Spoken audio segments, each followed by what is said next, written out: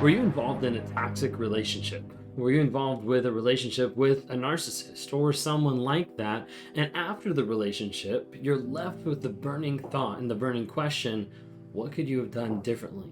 I want to be able to walk you through a couple different questions and thoughts that people normally ask, and also give you some tips and some ideas to be able to work through those questions and work through those problems. Because being with a narcissist oftentimes will leave you extremely confused, wondering what is going on, what happened, what did you do wrong, and what could you have done differently. I want to be able to dive into that today.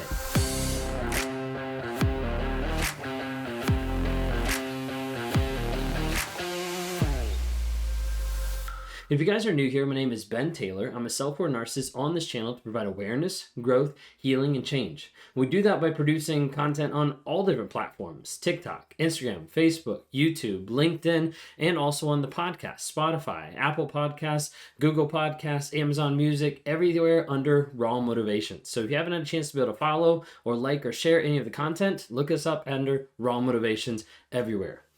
As I'm on this channel, I work with a lot of people on a day-to-day basis to help them in their healing journey. I meet with people one-on-one across the globe to try to partner with people to coach them to work through some of the crazy making and to find the clarity in the situation that they've been in. I try to help people break out of the trauma bond, be able to rewire their mindset so that they break free from toxicity. Try to help them work through the detox phase of getting away from a toxic person and an abuser so that they can actually be free and not go back. And then I try to help people set up a vision and values moving forward so that they build healthy boundaries for themselves to protect them in the past and also protect them moving forward to not get involved with a toxic person. We do that another way as well of providing weekly lives and monthly coaching inside the NARC App. If you haven't had a chance to be able to check that out, go to narcapp.com, narcapp.com, and be able to see a community that is growing and thriving with a lot of people to help you and encourage you grow, heal, and change. We're super excited to announce different courses, different people that are coming on our monthly lives, because we bring in coaches from all across the globe to be able to help you, educate you on different things, narcissism, and also moving forward of what does the future hold when I get out of this toxic relationship, and how do I continue to motivate myself to be productive and continue moving forward. So check all that out. Would love to interact with you there. If you'd like to hear the wife's perspective, really quick, we've been doing a new podcast out called Trauma, Drama, and Life. You can find it on Apple Podcasts with myself and my wife, Kayla Taylor, where we dive into some of the stuff that we've been through, the pitfalls, the ups and the downs, and try to give you a different perspective of what it's like being with a narcissist and answering some of the questions that you guys write in or DM us. Anyways, jumping into the episode today, wanted to say about after the narcissist. Maybe you broke up with a narcissist, maybe they discarded you, maybe all this stuff has fallen apart, and you're left with a lot of times the burning question of, could I have done something different? And I get this question time and time again when I'm working with people in one-on-ones or we're doing live events or workshops or anything like that, that thought that keeps plaguing your mind, could I have done something different? Maybe that question has a couple different forms. Maybe it looks different in different ways that you're describing in your mind. And a lot of times I'll see it in the aspect of maybe you caused it. Where you're sitting there and you're thinking, they didn't seem abusive at the beginning. They didn't seem like they didn't love me. Maybe I caused it. Maybe I was too overbearing. Maybe I was too sensitive. Maybe I was, and you start doubting a lot of the things that happened in the relationship or in the marriage. And you start to think, maybe I could have done something different. And sometimes people go back and they start to doubt the things that they did. Maybe that they called the person out. Maybe that they communicated in a certain way. Or maybe they should have catered in another way. But oftentimes people start doubting themselves, thinking that it was them, when in reality, it was just the narcissist getting revealed by different circumstances. Maybe in your mind, it doesn't sound exactly like that. Maybe it doesn't sound like that. Maybe it sounds more the idea of like it was your fault because you called them out. Because you actually told them, hey, you're doing something wrong. And maybe that produced some of the abusive nature. Maybe that produced some of the stuff because you shouldn't have been calling them out or you shouldn't have been holding them accountable. And the thing you have to remember is what they respond to is you holding them accountable, you telling them, hey, you're being abusive in this area, or hey, this is actually lying. This is actually gaslighting. This is actually something that you're doing that is detrimental to our relationship. When you hold someone accountable and they get upset at you for that, or they get upset at you saying like, hey, that's not behavior I want to engage with, that doesn't mean that you're wrong, but it means that their actions that they're doing are causing that. So many times we flip the script and get confused because the narcissist tries to do that, to say, hey, you're the wrong person by calling me out. Like if you hadn't gone through my phone, you wouldn't know that I'm cheating. Therefore, you broke privacy, and that's a bigger issue than me actually cheating on you. They always try to switch it around and blame it on you. Sometimes people think, maybe I could have loved better.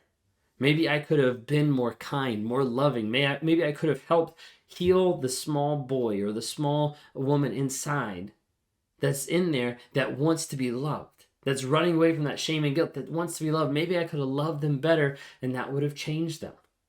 The problem is we see so many people that have tried that have said, okay, I'm going to cross boundaries that I never wanted to cross before. I'm going to love them regardless of the abuse that they're going to give. I'm going to do things that I would never do because I love them so much and I want them to experience that love and I want them to engage with that. The hard part is you think that that means something to the narcissist. More often than not, it's not about the idea that it means something to them. It's, hey, I get more. You just gave them more candy. You just gave them more of what they want, more of the supply, but it didn't really change the thought process that they had, that they would actually care that you love them more. Sometimes people have that thought of, maybe I didn't change enough for them. Now, I normally try to pause people and be like, okay, think back on the relationship. How much did you change? There's normally a pause, and then they say everything. I literally changed my whole life. I uprooted where I was. I moved across the country. I lost friends and family. I changed my style, my personality, my clothing, my taste, everything like that. And I'm like, how much did they change? And they normally think they're nothing. Because what happens is you change everything about you, and they never try to change a thing about them because they don't think anything's wrong. So when you think of that, maybe I didn't change enough, take a pause and be like, well, how much was actually reciprocated back to you? Sometimes people want to continue the same abusive mindset of maybe it was just my fault, and I minimize it. They put it down of maybe I just made too big of a deal.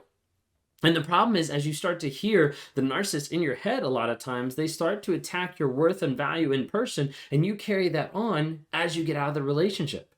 And you start attacking your own worth and your own value, thinking maybe I wasn't good enough. Maybe if I would have been better, done better things, been a better person, better partner, better communicative, all these things, maybe I just wasn't good enough.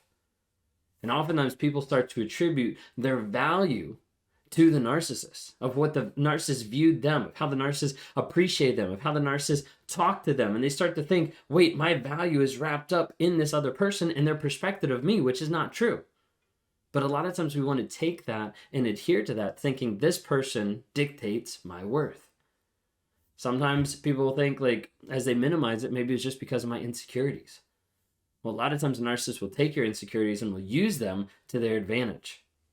Maybe you've been told multiple times by the narcissist or the people in your life that no one's going to love you. No one's going to love you like they did.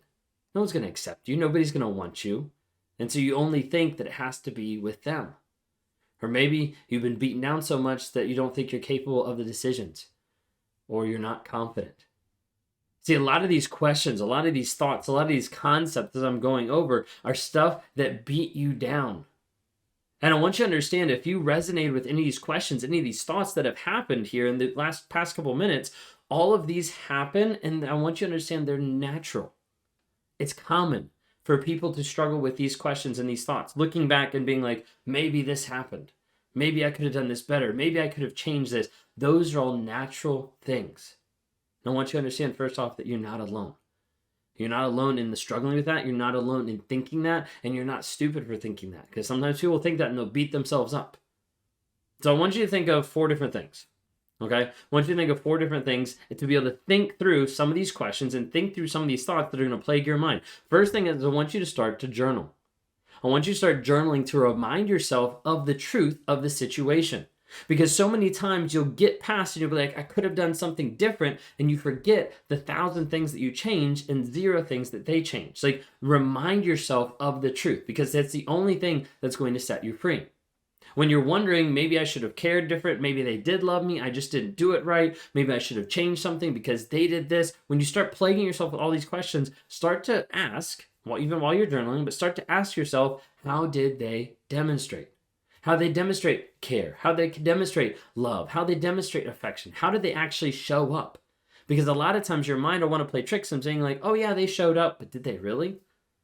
Another thing that's really important going through this process, especially as you're asking yourself questions and doubting, is to change your self-talk. So many people come to the table and they're beating themselves up already for the narcissist. Like they're already beating themselves up after they've gotten out of the relationship of, man, I was so stupid for being in it. I was so ridiculous. I can't believe I didn't see it. I can't believe I didn't change. I should have done this differently.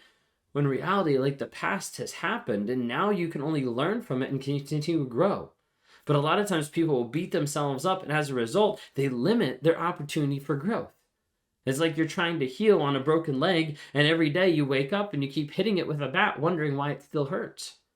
Being able to change your self-talk is huge to be able to move forward in a growth mindset. And then the last thing I wanted to encourage you is to rewire your mindset.